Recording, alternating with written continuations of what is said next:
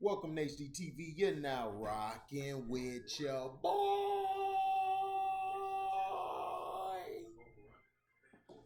Now, basically, I can't. I'm not doing the StreamYard tonight. I watched both games. I'm just gonna explain it, break it down to you. Now, this is not gonna be a long video. The Milwaukee Bucks, they have to decide what they want to do.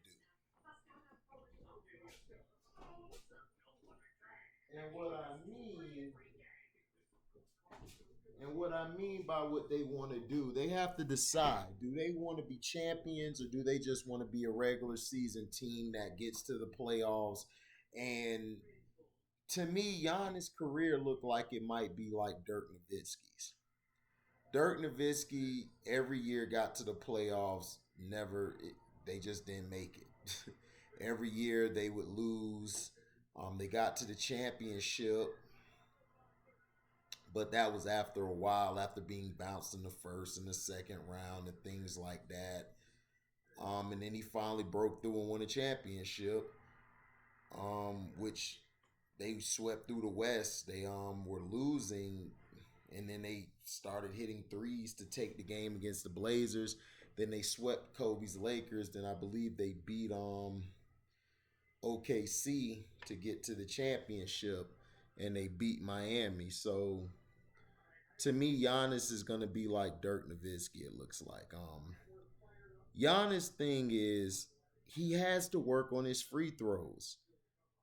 You are too good to. You're too great of a talent to not work on your free throws. You got to work on your free throws. This is the same problem that Luka Doncic and them had against the Clippers. He couldn't make a free throw down the stretch. Down the stretch, Giannis, and even in the beginning, not even just down the stretch, but in the beginning of the game, Giannis played very tentative. He played very soft. He wasn't aggressive, very passive. I'm not gonna say soft. Giannis isn't soft. He played very passive. He didn't get to the block more. To me, he needs to get to the block and demand the ball. That's my problem with Giannis. Giannis doesn't demand the ball, and I think Giannis is a number two. He's a number two. Chris Middleton, if it wasn't for him turning it up late, like he turned it up late, but it was too late. He was shooting these dumb shots.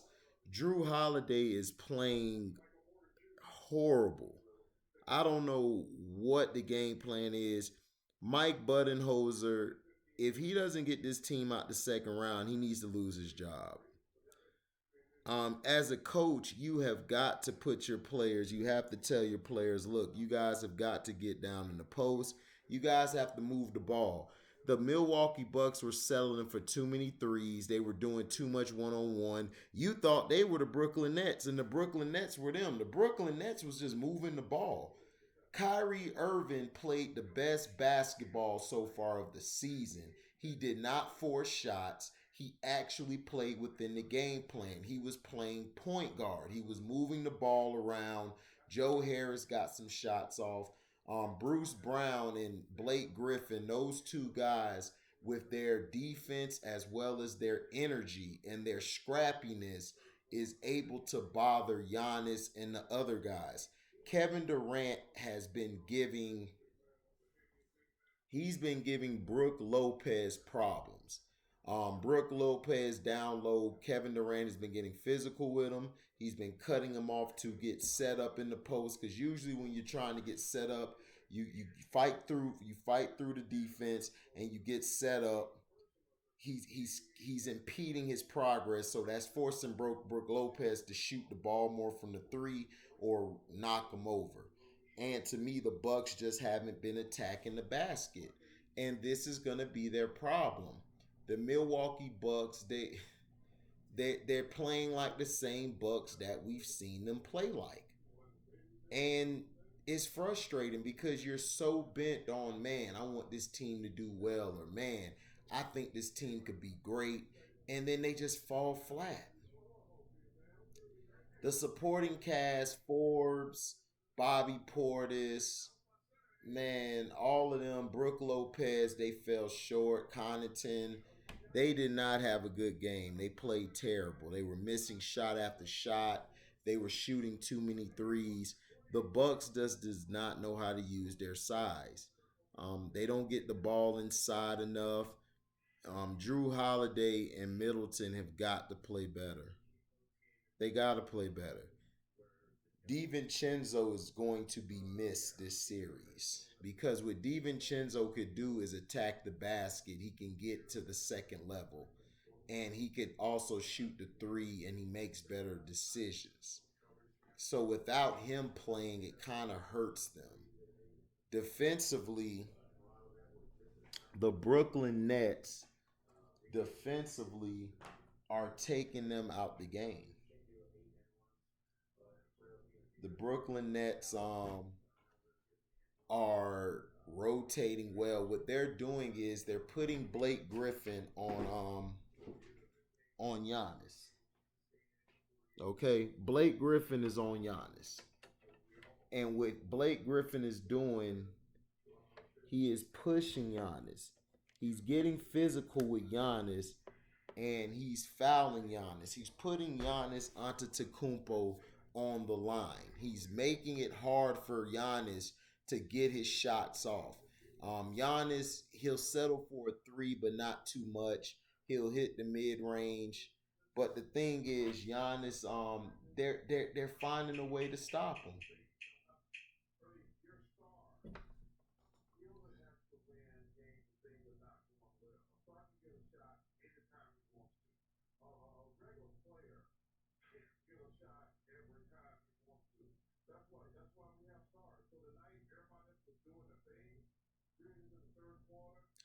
So basically, Barkley talking about the Suns game, but that's the thing is that the Bucks have got to move the ball.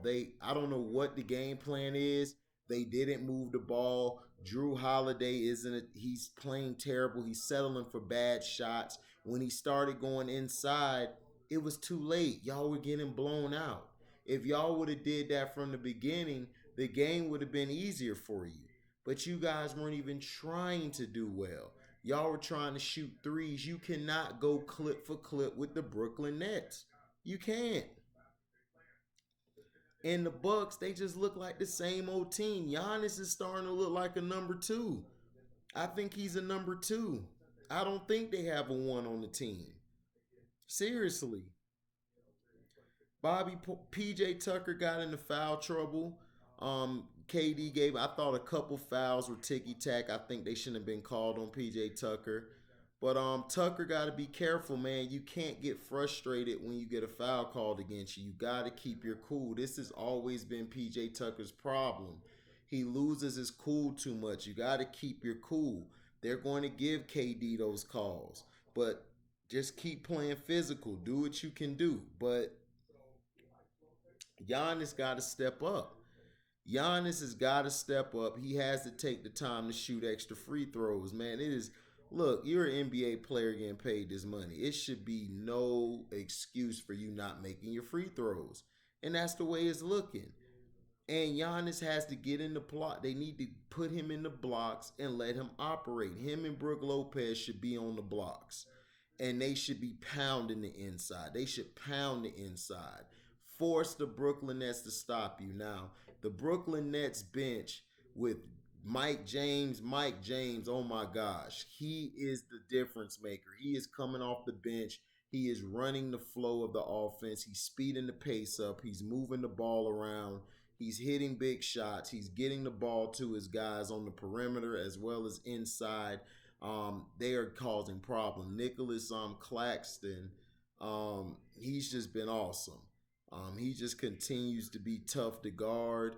They can't do anything with him. And then defensively, he's playing both. He's playing the perimeter and the mid-range and the post. He's rim protecting. And he's helping Kevin Durant out. When they go to the second unit, Durant or Kyrie's with him, he gives guys problems. And then they give him the ball. And usually what he does is he gets a hook shot or He lays it up. I think he's about 6'11", almost 7 feet. The guy is very tough to guard. The Bucks defense, Kevin Durant was tearing them to shreds. Kevin Durant was getting to the next level, and this is how they need to play. Kyrie Irving didn't take dumb shots. He started taking some shots down the stretch, which he closed the game. He played a very smart game playing the point guard. Shamit hit some big shots. Joe Harris hit some big shots. That's the difference. The supporting cast for the Brooklyn Nets just shot them out the gym. And that's the problem. You have to be able to play defense. You have to be able to communicate. You have to be able to do a lot of these things. This is the problem with the Milwaukee Bucks. This is why we can never take you seriously. Brooklyn Nets they're smaller than you, but you know what they're showing? They're showing more of this. They're showing they got more heart than you. And they're banging you. They're pushing you around like you guys ain't shit. And that's I can't accept that. Mike Budenholzer, it's only so much you can keep blaming the coach. But Giannis got to step up. Man, Giannis is playing like a number two. He's playing like a number two, man. He is. He's not impressive. Chris Middleton is shooting bad shots. Drew Holiday is playing to me. He's playing like Eric Bledsoe. Seriously. These guys are playing terrible. If they don't step up, they're going to be done in 5 games. If the Bucks don't show nothing in game 3, the series is over. You could win game 4, but you're not winning game 5. I'm serious. If they lose game 3, it's over. The Bucks have got to do some soul searching. Giannis has to realize, do I want to be great? Do I want to be the best player in the world? Do I? Because right now, Kevin Durant is the best player in the world. He's the best player. He's shown it. He's unstoppable. He's getting to the mid range and he is shooting them out the gym. He's crossing Giannis. He crossed PJ Tucker over. He crossed Drew Holiday over. They cannot stop him. Middleton tried to guard him. He gave Middleton the work. And defensively, Kevin Durant's guarding all 5 positions. Kyrie has some big steals. We talk about Kyrie's offense. We got to start giving Kyrie credit on defense. Kyrie's playing defense. All that joking about his defense, he's playing defense. Bruce Brown is playing defense. He's a pest. He's giving problems to the perimeter and to the post. He's giving guys problems because of his long wingspan. And he poked the ball loose a few times. Joe Harris, even when he's cold, he'll find a way. He gets to the next level. He gets to that mid range. He gets to that blocks. He does what he can to try to lay it up. He tries to attack the basket. Joe Harris is an X factor, which if he's having a great game, it's going to be easy for everybody.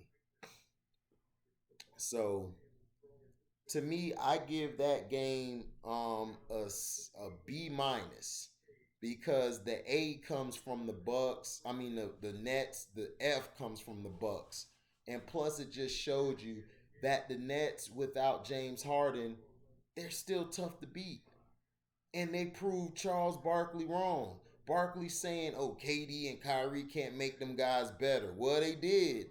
They just showed they made them better. Your guy who you're stick riding, Giannis, he ain't doing nothing, Chuck.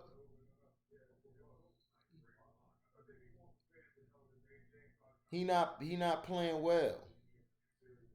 So and they can't guard Kyrie or KD. It's gonna be a long series, but if the Bucks lose game 3, it's over.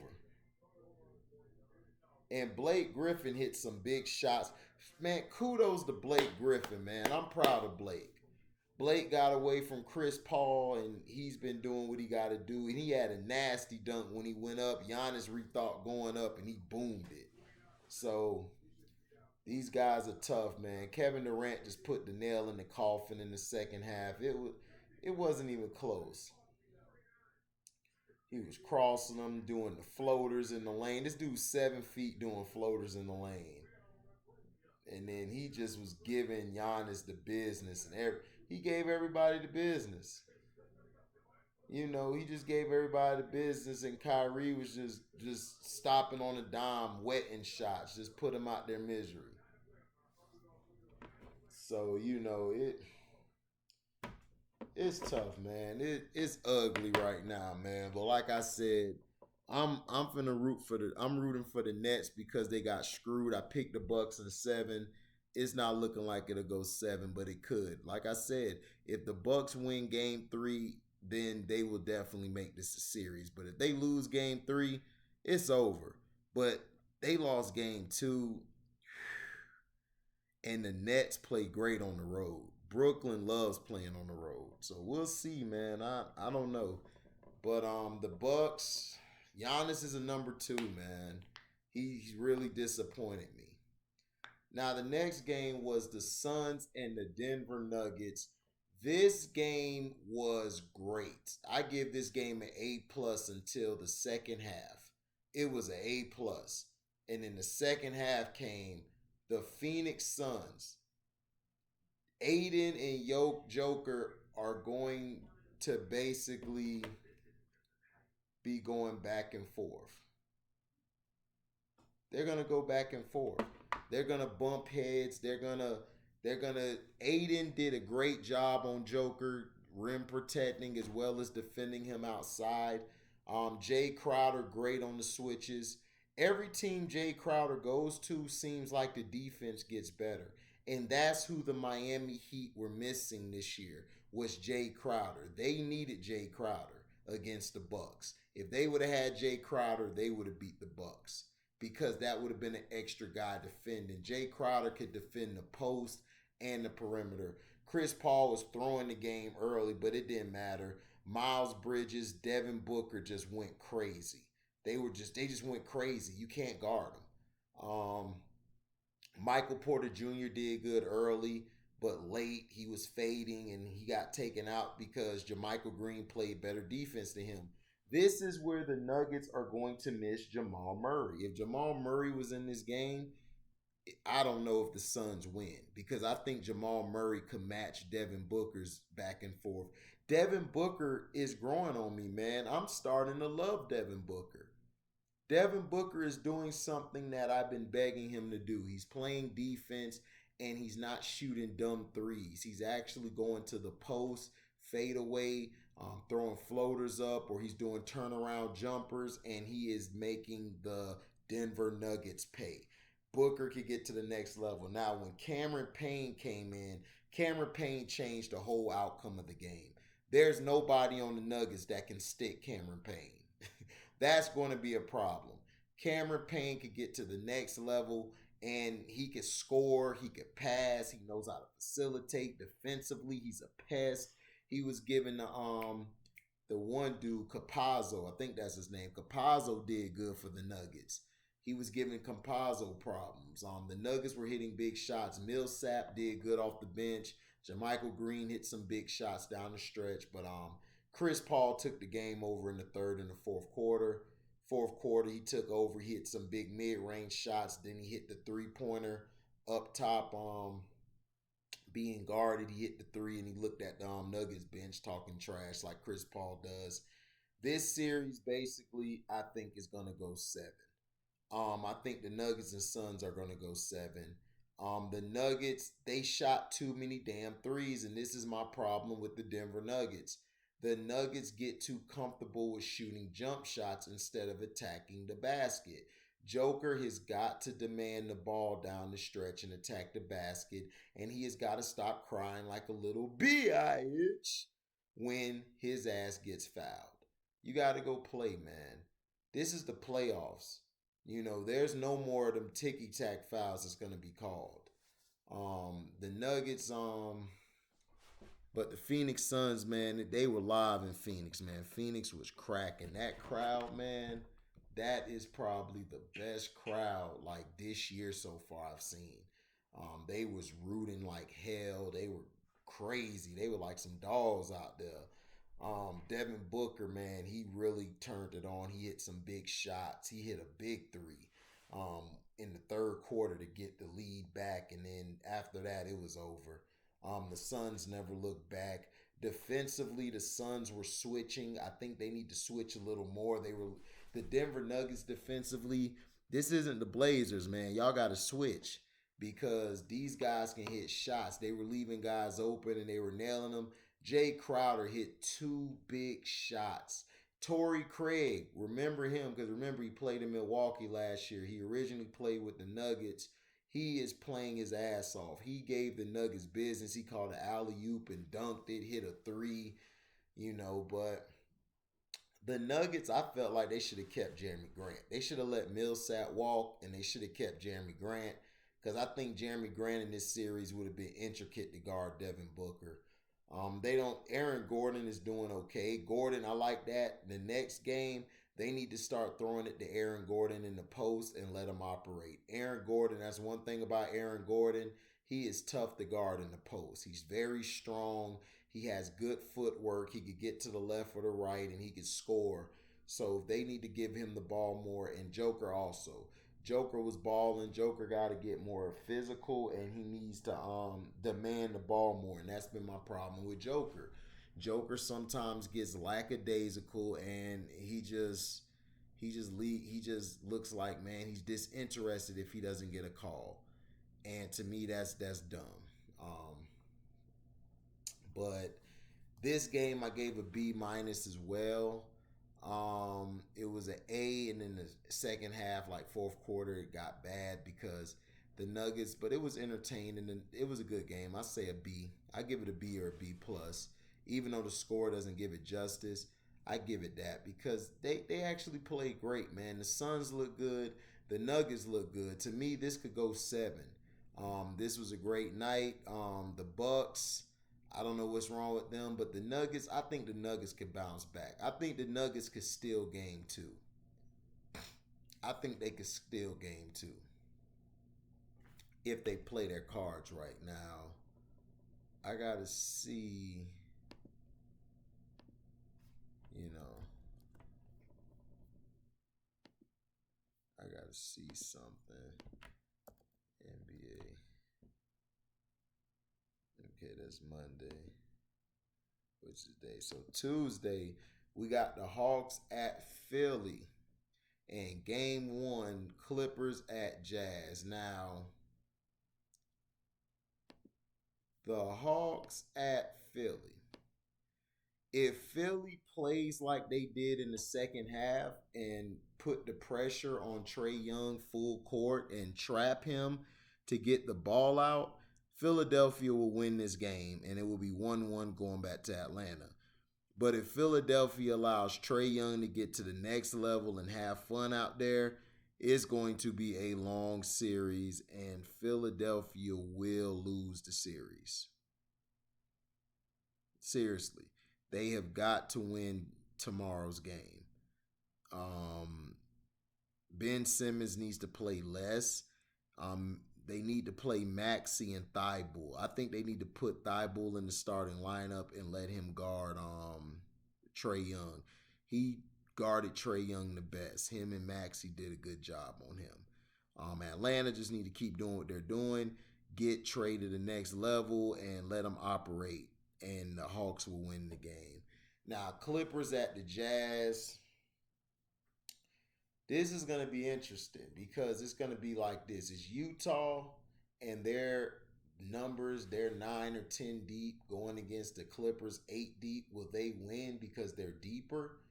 I think tomorrow night, I think the Clippers are going to steal game 1. They're going to steal game 1, and I believe the Jazz will win game 2. And then after that, it's going to be on and popping. And I think the Clippers will win 1 at home. I think the Clippers and Jazz could go 6. I think the Clippers could beat them in 6. And the Sixers in Atlanta, I think the Sixers will beat Atlanta in 6. But tomorrow, game 2 is important for Philly. Game 1, to me, I think the Clippers ought to steal that one. I think they could steal that game. I think they could steal that game, and they could have the momentum go their way. So look forward to watching them games tomorrow. Let me know in the comment section what you thought about the Brooklyn Nets and Milwaukee, and what do you think about the Suns and the Nuggets game. I think the Suns and Nuggets game is going to go 7, and I think the Bucks and the Nets, I think the Nets could win this in 5. I think they could beat the Bucks in 5. If the Bucks win game 3, I think the Nets can win game 4. and the Hawks and the Sixers. I think the Sixers can win in 6, and I think the Clippers win in 6. So thank you for listening. Like, comment, subscribe, share this, hit the notification bell to select all to receive upcoming notifications. And if you like what you hear, you can donate to the page by Cash Apping me at the word welcome, the number 2, and an HDIITV. Thank you all for listening, and we are out. Deezy.